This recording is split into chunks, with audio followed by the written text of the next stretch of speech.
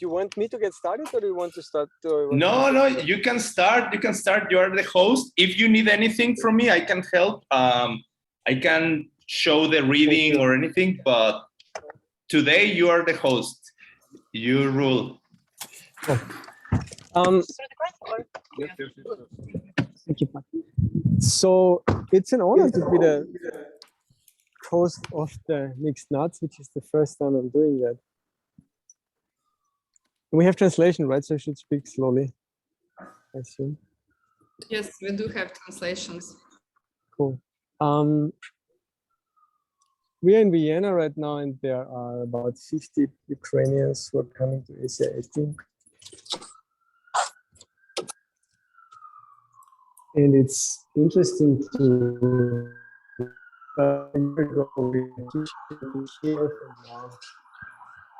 There's war and all these kind of troubles.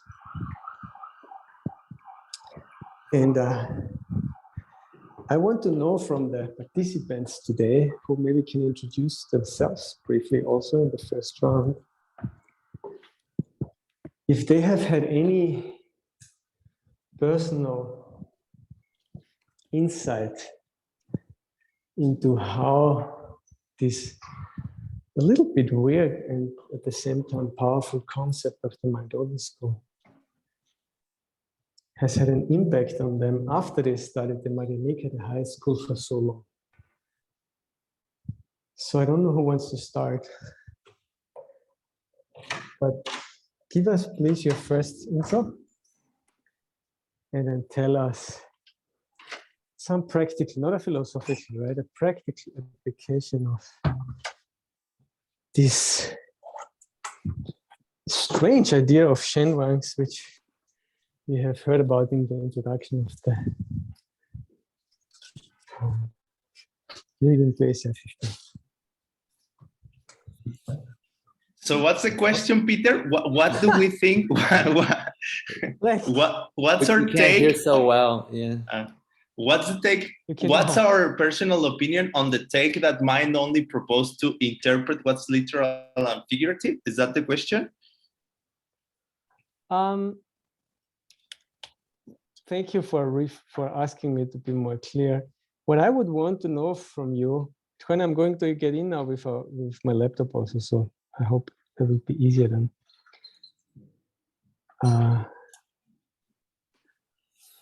Like we all know the mind-only school, I'm assuming, right? That's why we're on this call. And there's one aspect in the mind-only. Can you hear me? Yeah, it sounds good now. Thanks. What's your take on the basic idea of the mind-only school, which is saying that changing things are actually Shenwangs, changing things are actually existing from their side, which I think all know is not true, theoretically.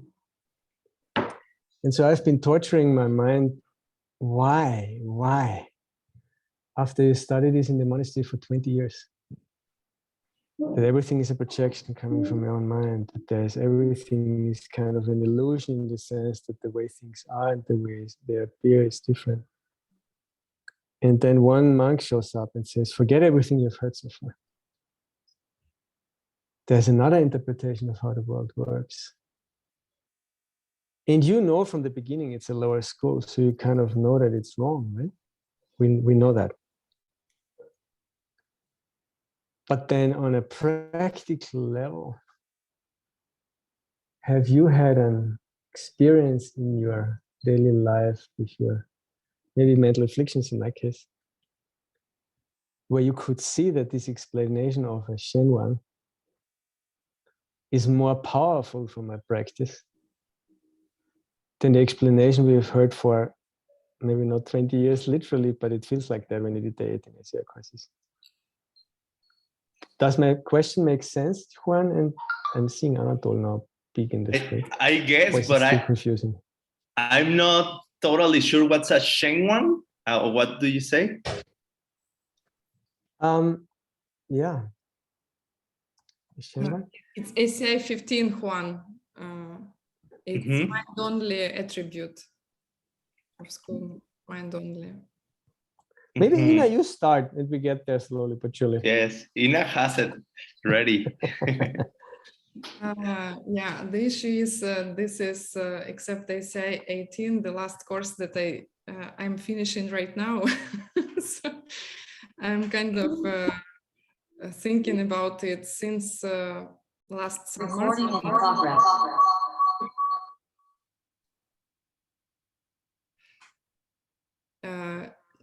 To be completely honest, I started this course because something happens. Second Should be engine. good now. Yeah. Can you hear me well now? Yeah, I started ACI 15 last year. I did 3 classes. I understand nothing. So I'm repeating it for 1 year already. This is the most difficult course for me. And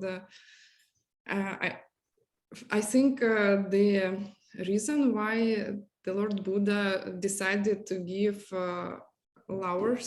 as lower school after the highest one is that we didn't get the highest.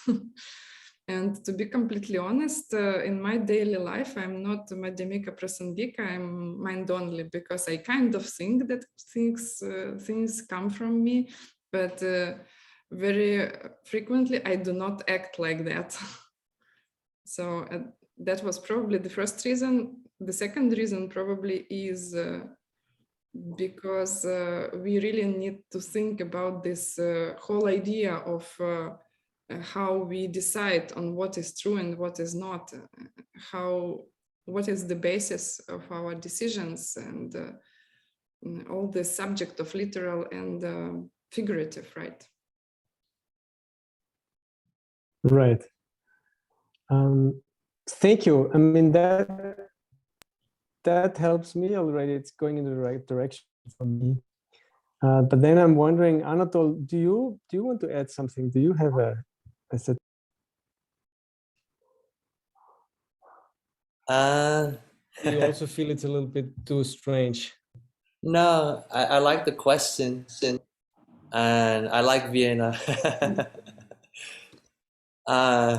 So I hope you're having a good time there. We were trying. Okay.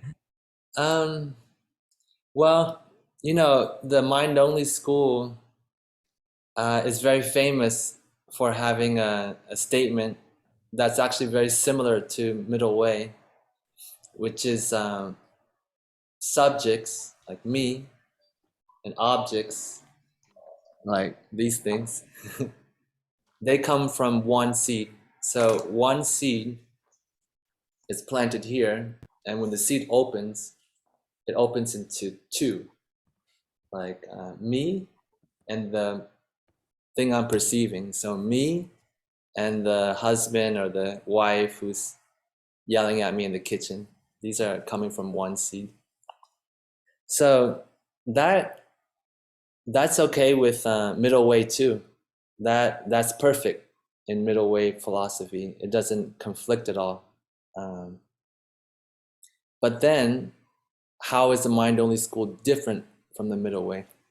So what I remember hearing from Holy Geshe Michael, he said, and this was a long time ago. This was about, I don't know, 8 years ago maybe. And he says, the mind-only school, even though they say that everything is mind, everything is mental, you know, all the things in this room are really my mind in some way. He says that they still have some, if you really examine their beliefs, they still believe in atoms in the end. Maybe they don't admit it, they don't say so, but if you look at what they talk about, they still think that things are composed of stuff. Even though they're mental, there's like, I don't know, stuff, brains. I don't know. No, I wouldn't say that, but they think that there's some atoms still. So in their school, if there's going to be atoms or things, then those things should do something. They should function. So there's some kind of idea that objects, changing things, they should, they still have some feeling that they are doing something. And the purpose of that, I don't know, maybe it's to stop us from falling off the deep end. So, you know, some feeling that everything's your mind, but don't forget that things, you know, have some like reality that we have to deal with, that they have some way of functioning, some type of, you know, don't step in front of a car, basically. You know, there's atoms there.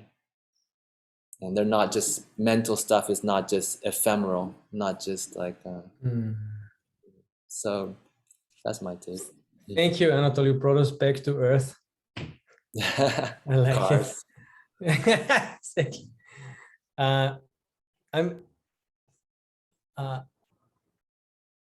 Maybe I'll try to rephrase a semi-question one more time. And guys, you know, please, this is not just, you know, I'm not just going to tell you what to say and go through the rounds. Also, I'm hoping Bertha and Juan are going to say something also very soon. But I like more the kind of open debate style. So jump in when you feel I say something silly. We finished teaching the 18 courses with the Kiev group. Actually, this weekend is the last weekend. We'll do class 190 in Sunday. And we did ACI 15 in December in Kiev. And I'm coming back to my question, which is also in the beginning of the starting of the reading for ACI 15, is if you really think about it and you forget about the idea that we are in this, you know, ancient school of philosophy, I mean, get this idea.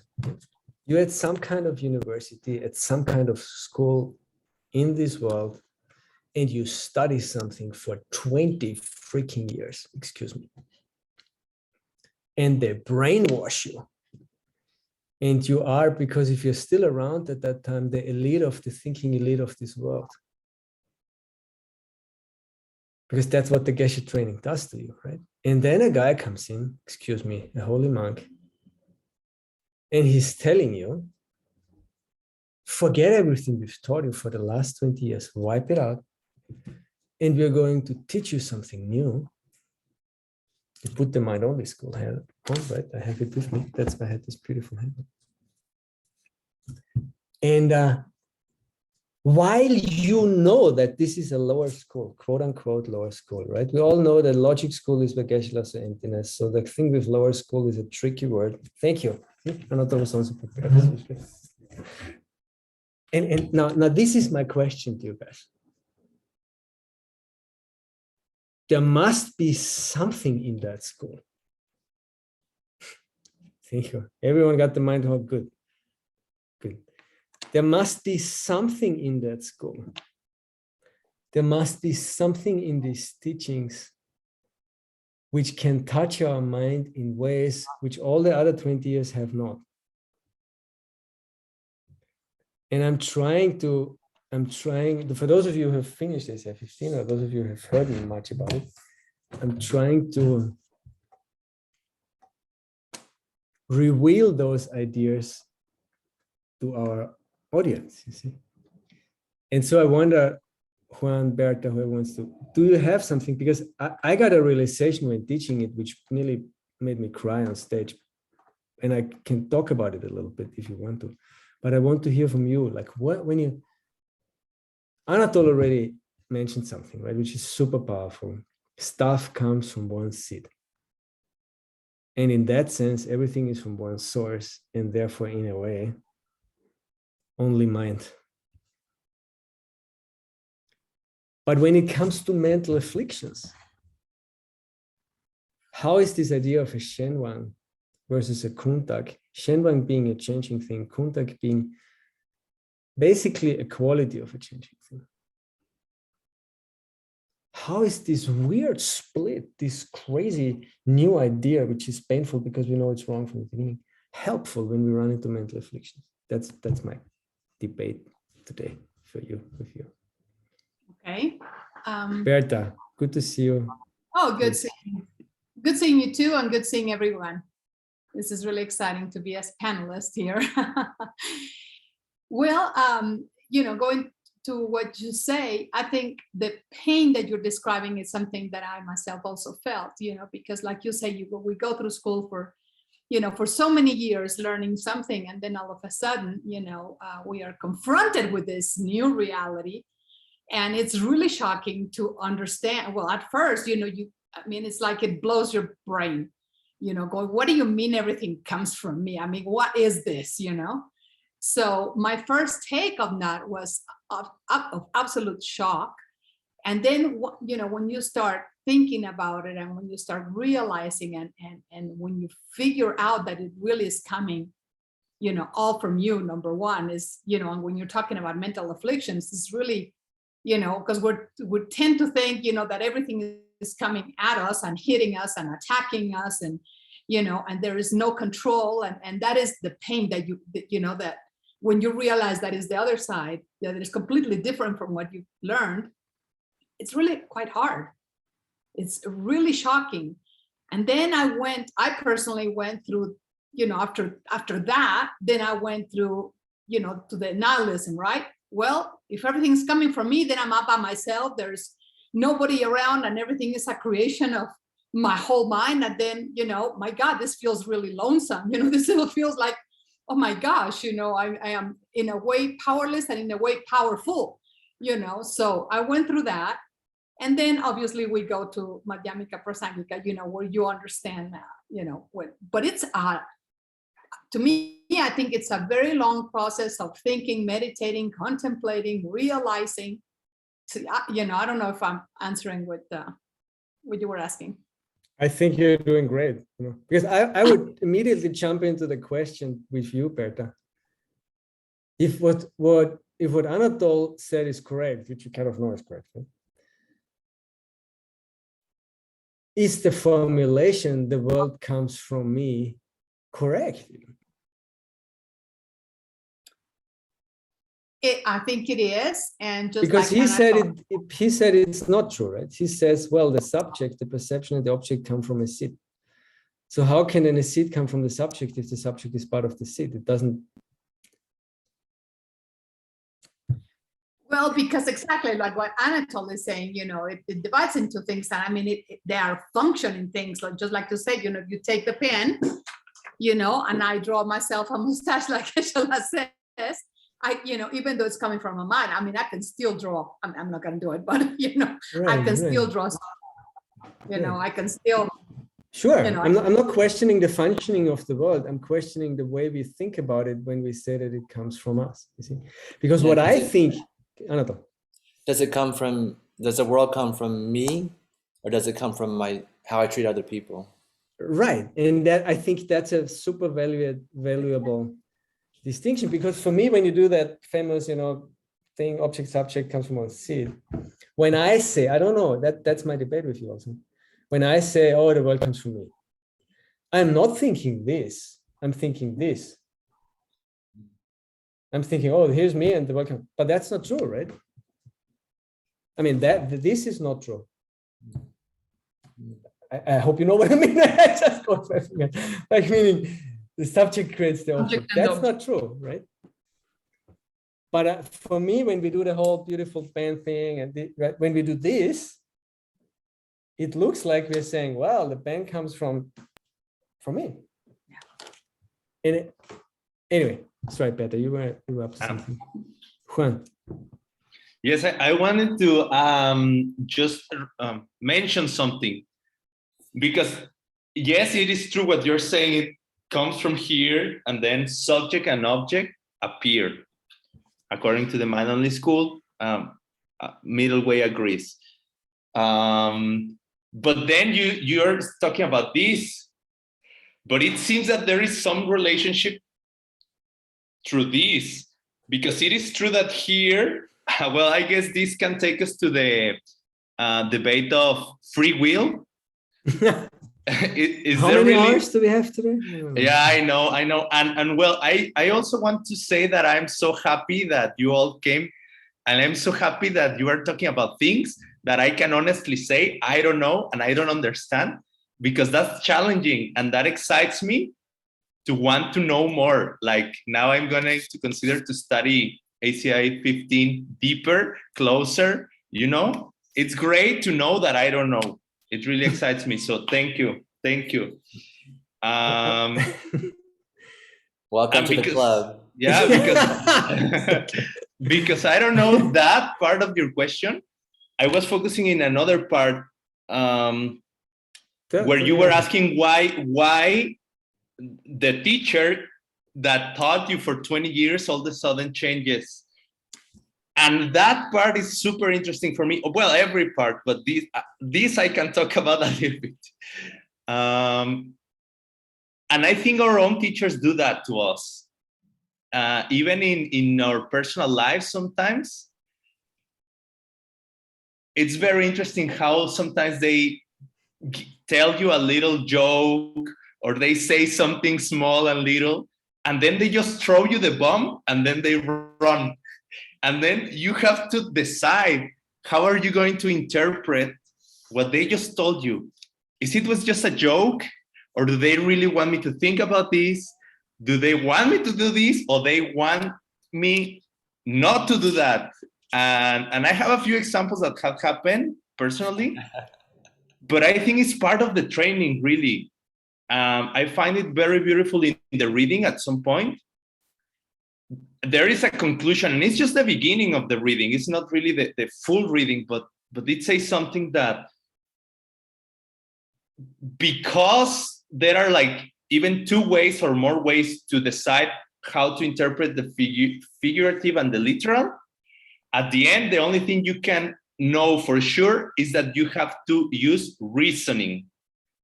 You have to use reasoning. And I think our teachers do that for us. Like they tell you, do this, and then you're about to do it, and they say, no, don't do that. Why are you doing that? And then you're like, I thought you did well. No, you know. And I find it very interesting because at the end of the day, only the full training is gonna give us the tools to really know what is figurative, what is literal. What's your take on this? What do you guys think about these situations when we have to really decide and check if it makes sense? And then at some point, I believe, I don't know, but I believe sometimes even you're gonna reach some conclusions that may not be stated in the scriptures, but if you follow every single step in a way, then you have to say, okay, I think that's actually the way. I mean, I don't know. What do you think? Like, by the way, before Ina is going to jump into it, for the guys who came a little later, the reason why we're all wearing beautiful hats and Bertha has a red halo even. No, you have a halo. If you look at, she's one level ahead. Is because we are representing the idea we're having the mind all this cool head on us today, right? So for those who later. Ina. I was thinking the same as Juan, because I was carefully reading yesterday the extract that we were given, and I was trying to see the logic. Like first, they talk in the reading, they talk about that we need to understand emptiness, otherwise we will be wandering forever in the three realms. Then they talk about skillful means that Buddhas use to bring us to these ideas, and then they talk about literal and figurative, and they talk about the fact that we need to understand how our actually mind works, right? And I was thinking that several years ago I had this question like, yeah, okay, these teachings are correct, these are incorrect, but how do I decide which teachings to listen, right? Based on which reason I decide, right? So for me, this extract was about the fact, about our responsibility, admitting our responsibility, because anyway, we are responsible, even we do not admit, right? And about the fact that you should just allow yourself to use your brain, right? Which does not look so when you follow some Buddhist teachings sometimes. Sometimes people, they misunderstand that they just should brainlessly follow something or somebody, right? And this can be a tragedy at some point. I like that. I mean, I don't know. I like your question, Juan, also because I think for me, what you just said, Juan, and what Ina answered to, the question of figurative and literal in terms of the Buddha clearly saying in the scripture, you gotta figure it out yourself. If you just believe stuff, you are a philosophical sucker, excuse me, you're not good enough for this. And you have to understand it. And then the question is, of course, well, if my mind is not, strong enough, how can I understand anything? But I believe the answer to that question, how a mind who doesn't understand something gets two different directions from the same Lama, which is what Buddha is doing when he's teaching different schools. And then struggling to figure out which one is right is connected to that thing. You see, to that example with object, subject coming from one seed. And it's connected to me to the wrong perception of me, which is constant. I mean, not of Peter, of a self in terms of me as a person. Bertha, I feel you want to say something. Am I right? What? I thought you wanted to say something. Oh, no. I agree with Ina, when if you, anything really, as a matter of fact, just anything that anybody tells you, if you believe it just because they're telling you and you do not take the time to, dissect it, try it, or just like the gold example, right? If you put some liquid or you scratch it or whatever, then, you're not going to get anywhere. But that only happens, after that is a process, I believe, that only happens after you're confronted with, things are coming, from, things are not just like that, just because someone says so. So taking that time and trying it and everything, and it's the only way that we're going to figure out what's literal and what is figurative. And I think that may be for some people, you might be at a stage where you think it's literal, and then, or vice versa, it's just, you have to go through the whole process, I think. Right. Anatole, you wrote something. I was trying to write a little comment. Alex asked a question. She said, because we were talking about the world comes from your seeds.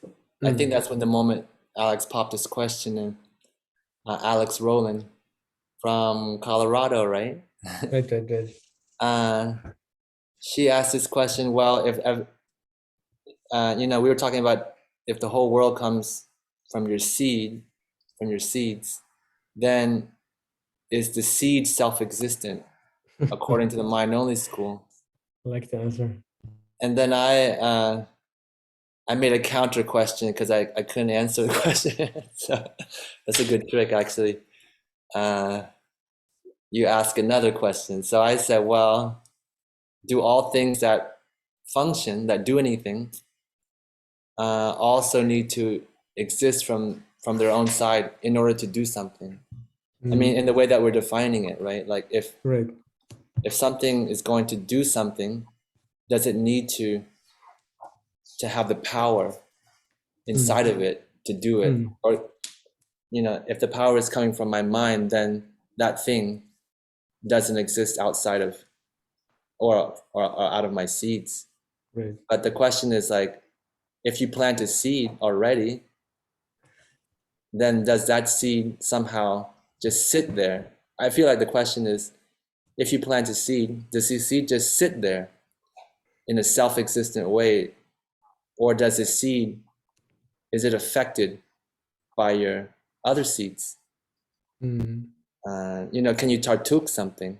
It's selfish. Can you plant a seed and then it's going to make a result, or can you modify the seed?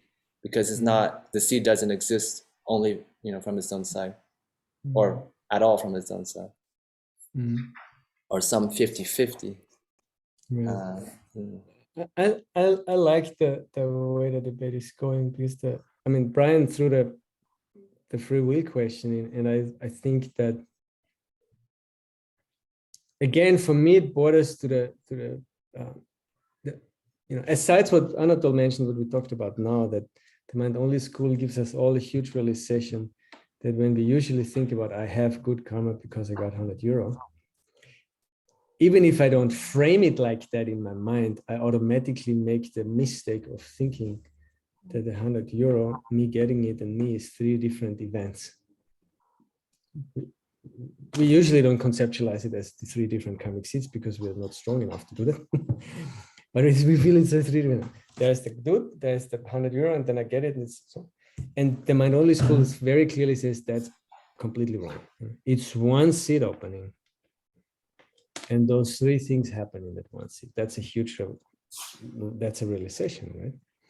Which makes it very beautiful when you're with human beings, like right now. Well, are we in one seed altogether? Like, how is that working? €100 is okay, but the 5 of us right now plus the audience, one seed. Wow, that relationship becomes very powerful then, I think. But the free will question, I think, is so funny and beautiful, because, and let's go that direction. When I think about free will without thinking about the Dharma, without thinking about seeds, etc., I'm thinking there are countless possible answers or things that I could do with my life out there. It's unlimited, and I have free will and can choose any. That's what I think about when I don't think about free will in a theoretical way. And if we think like that, we have to say, of course, we don't have free will, because Peter would not want to be late to a Zoom call. He would not want to lose his hair. He would not want to have too much heat, etc., etc., etc., etc. True free will in that context would actually, to me, mean there's no more suffering, because that's what I really would want to do if I had free will. It's not about choosing what color the car has. It's about, all right, free will. My free will wants to go, number 1, no more suffering. Number 2, no more stupid options. That would be good free will for me. No more options where Peter can hurt himself. Like, if that's free will, thank you and goodbye. I'm not interested. You see? And that free will we don't have. But we do have choices, but they are limited by our current state of that thing, kind of, right? This determines what kind of objects I can choose, if you like that. So anyway, any insights, thoughts from you on that free will and mind only, everything coming from one seed idea?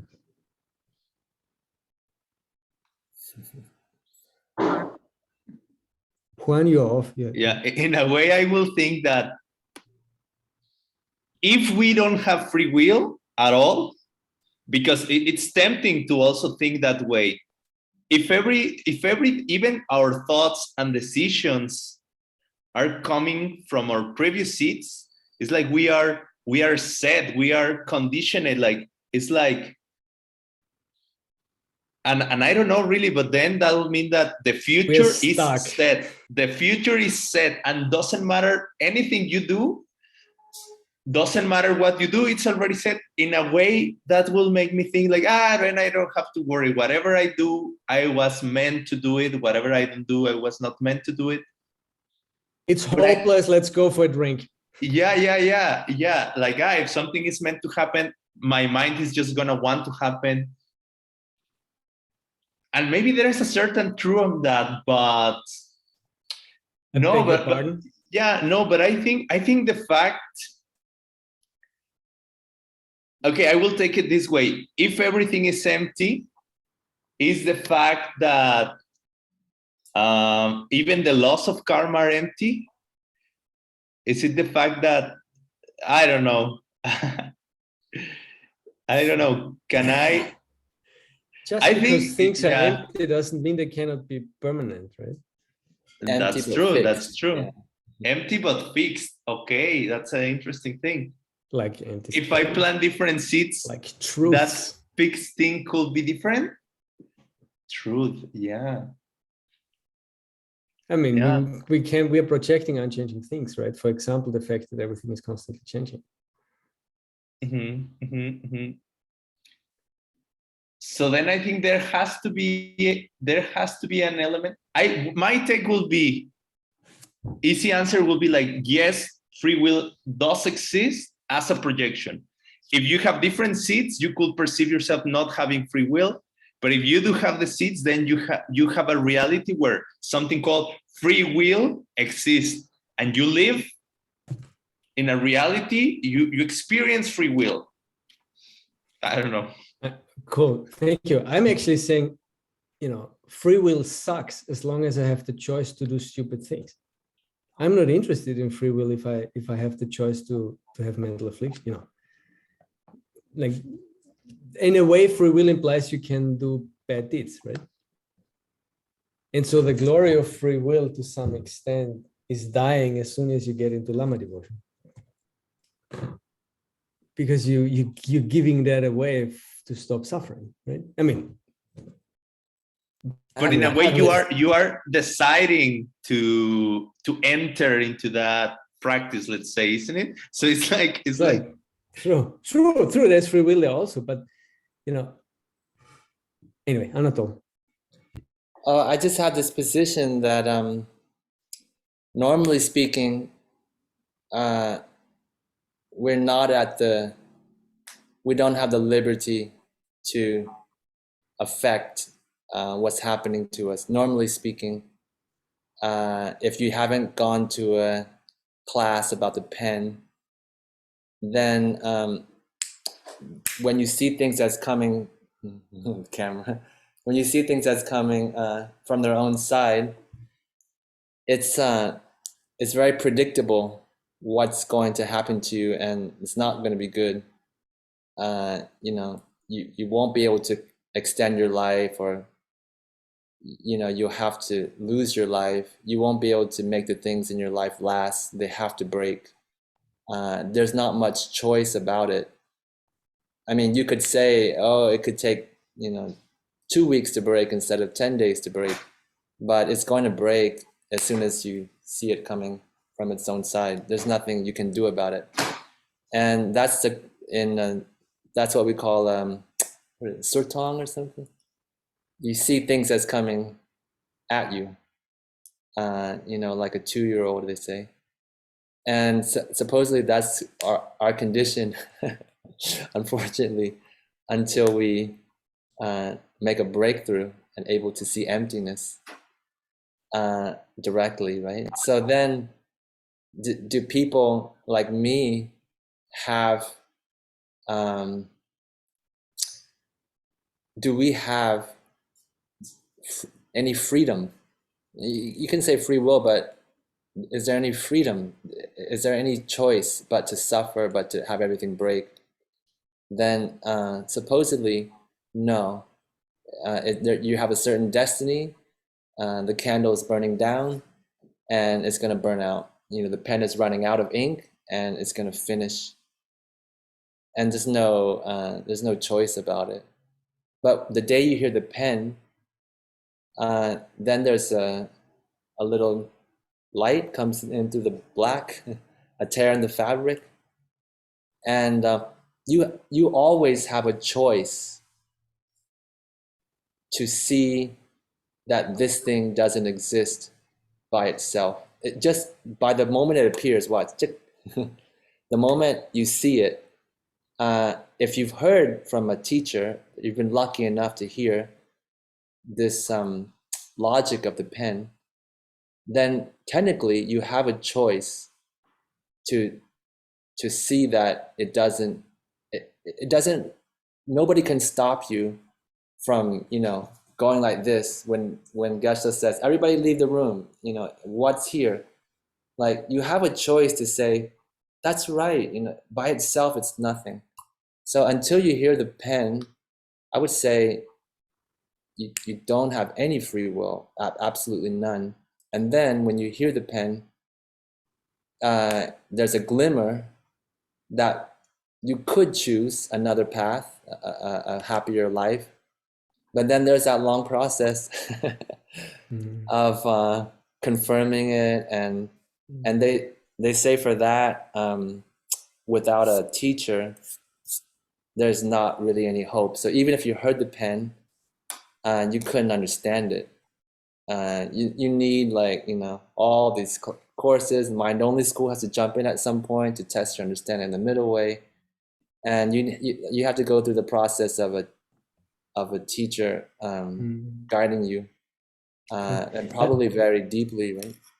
I love your implicit connection away from free will to freedom. Like, you didn't say that, but you basically said free will, who cares? But do we have freedom?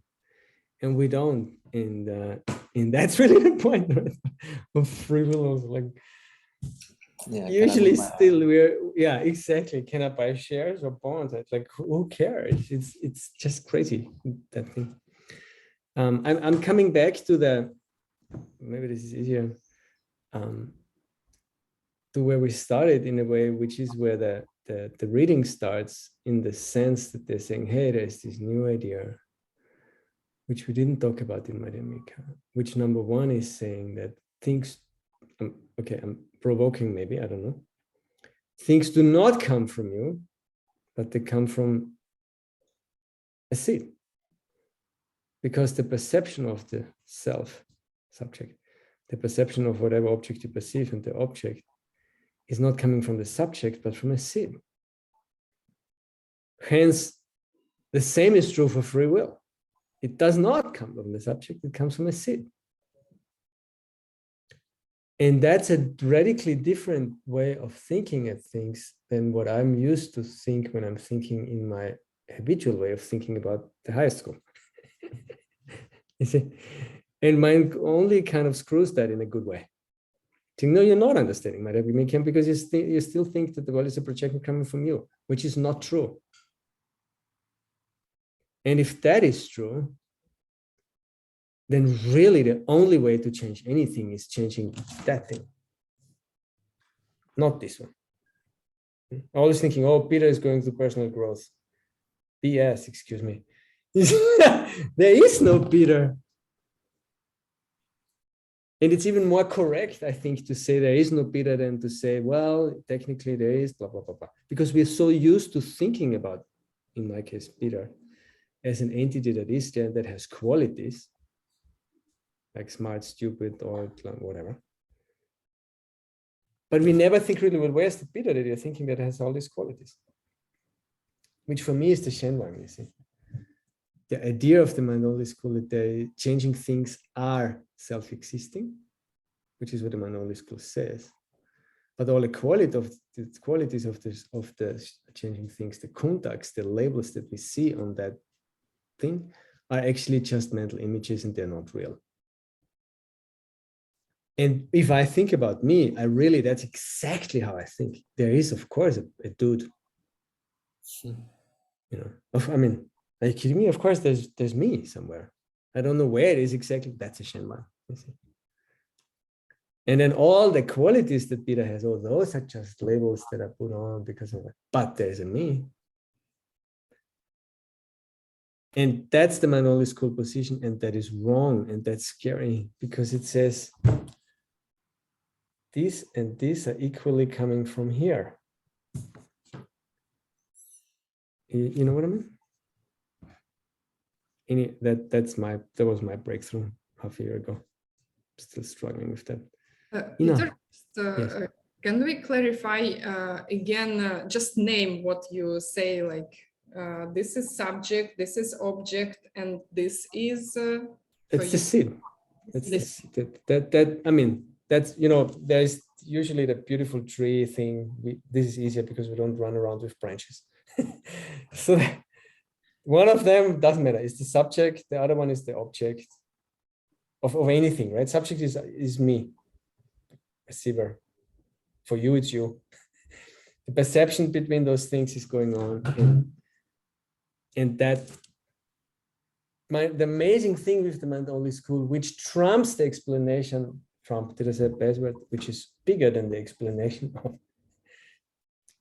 the way I have understood Maria Mika so far, is that actually the thing comes from down here and not from this one to there. And if that's true, this dude has to stop thinking he can do anything towards those things. Yeah, the branches can't touch each other. Exactly. They can't do it. I mean, affect them. yeah. But I think so, right? I'm talking to you because I want to make a point or whatever. Wow, that's a nice And- break. And that's an illusion. You know, it cannot. If people like what I'm saying or whatever, or if they understand what I'm saying, whatever, it's all coming from down here. And for me, then what Geshe-la is doing, his life makes sense because he's only working on seeds. Right? Yeah. And so then suddenly the minority school is like, oh my God, lower school, are you kidding me? I don't know. Juan. No, that what you mentioned is like it arises a question on myself, because you say, okay, everything is coming from here, but then I will think, how do we get here in the first place? That's what I was saying. Like somehow it's not like this, but it's like this and this again, and it's like it's difficult. I think really, I just feel like for me, in order to get through, I have to go even beyond that, because it seems that I'm trying to think with a very linear, structured mind, and maybe it's even more, I don't know. I have to meditate more. More wild and crazy, that could be a direction for the Diamond Way. Anatole. Well, Bertha. no, I was just gonna say, but yes, all of that is true. But then when we realize that, or we really try to analyze the fact that, that seed that is already open, I mean, it cannot be changed. It happened because I did something back there, and I cannot change anything right now. So from that standpoint, it's more like, okay, I mean, I cannot do anything about something that is already in the process of, right. But I can do something if I want to change it, but it takes you to a whole different sense, that, well, I can't do anything at this moment, if I fall down, well, it's certainly something I did. And it's not like I'm gonna stop in the middle and change my seat and not fall down. I mean, that's just not gonna happen. Right.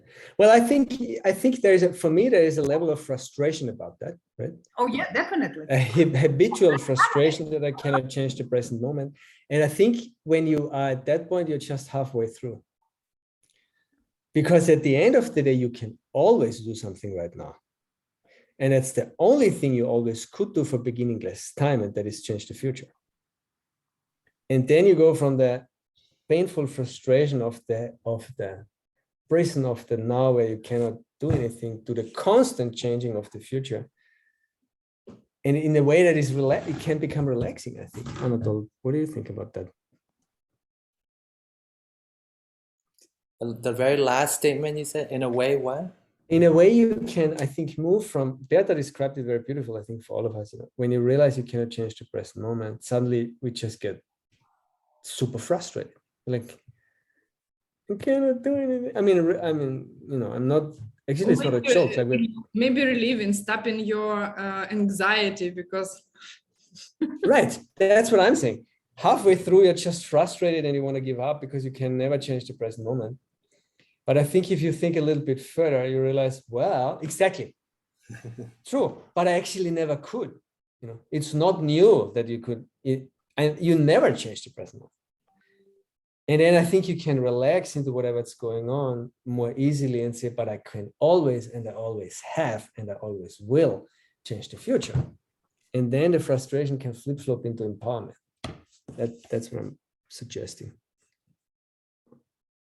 Anatole, It reminds me when I was when I started driving, you know, it was 2007, I think. And the second day I was driving, I decided to drive for some reason 140 kilometers outside the city. And then another person who was present in the car, he explained me that over 90 kilometers, I cannot control my car anymore. Like it's just uncontrollable. And then I was like, oh, okay, I realized for 10 next seconds, it is uncontrollable. I had very beautiful insight how it feels like you cannot control really right now. Anything you do, it will just go. Once it's in motion, it's going. Yeah, it is in motion. Yeah, it has some, how you call it, inertia? Inertia. Inertia, yeah. Right. Not driving that fast anymore. Never over 90, don't come to Germany. Juan. No, nothing. I'm just wishing we had more time because it's very beautiful. I don't know. I'm just really enjoying this mental exercise. Thank you so much for coming. We still have 2 minutes. Do you have a question from the audience? Yeah, it would be great. It would be great to keep going, but we have to stop for today. Okay. Then I'll say, you know, it's always beautiful to discuss with you guys, people who've studied also, like how we're using, because we all get the same input. If you study all the 18 ACI courses, right, we kind of learned a new language, a new world, and then I think for me, I'm very often in my head thinking about stuff, but then we talk with other people, we realize how their mind processes the same information, and then beautiful things happen very often. I want to encourage you to study the mind-only school and the mixed nuts and to finish the ACI courses, because in my personal experience, it's the most powerful way to change this thing, you see. Like when you do, in the process of this dude studying this one, which is the ATI and ACI courses, there's a lot of action going on between these two, and there's headaches and God knows what. But that thing down here becomes new. And then eventually a new here comes out and the new here comes out. And isn't that the purpose of everything? So coming back to what Juan said at some point, even when you don't, and Geshe-la says many times, even when you don't understand the stuff, even when it's hard, even when you don't know what to do, but the intention of understanding it, the intention of wanting to do the right thing for your Lama, I believe, creates good seed no matter what you choose, which is wild, but that is related to, again, this idea, right? And then free will and liberation becomes a tangible possibility, and that's why we're doing this, I think.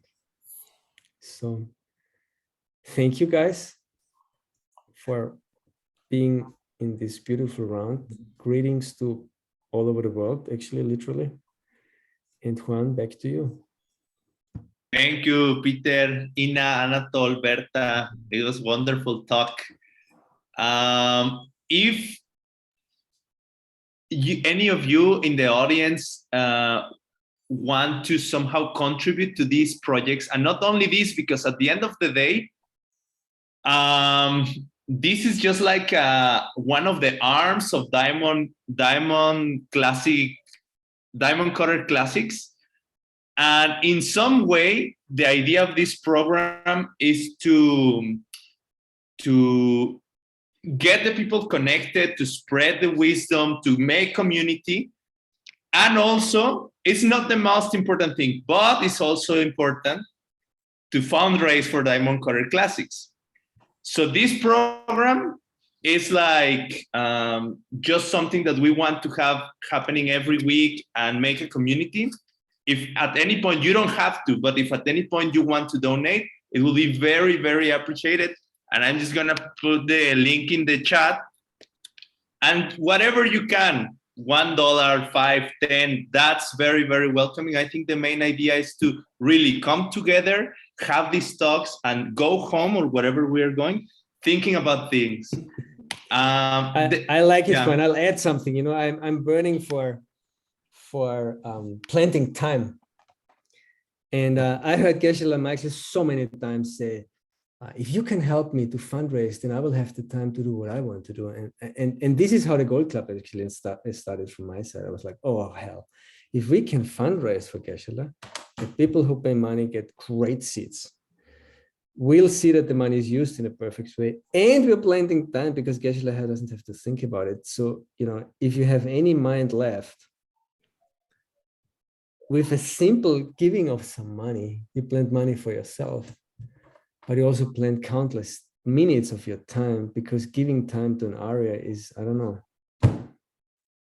you know, amazing. So not just $1, okay? Sorry, Juan. Like, Maria will give $100. Was that figurative or literal, Juan? It was definitely figurative. Figurative. Yeah, well, yeah, and thank you so much. You know what? I will encourage people also to think about these things, and the question arises. For me, Peter, I want to just share. I'm thinking something that I never thought before, a question. The order, you mentioned it, the order in the way that these teachings were taught, meaning like, imagine like first, for your whole life, you hear first the first turning of the wheel. Then you hear the second turning of the wheel.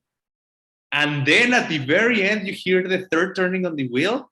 It's very interesting. It's like, why in that particular order? And what does that to your mind? No way that's a coincidence. You know, like, come on.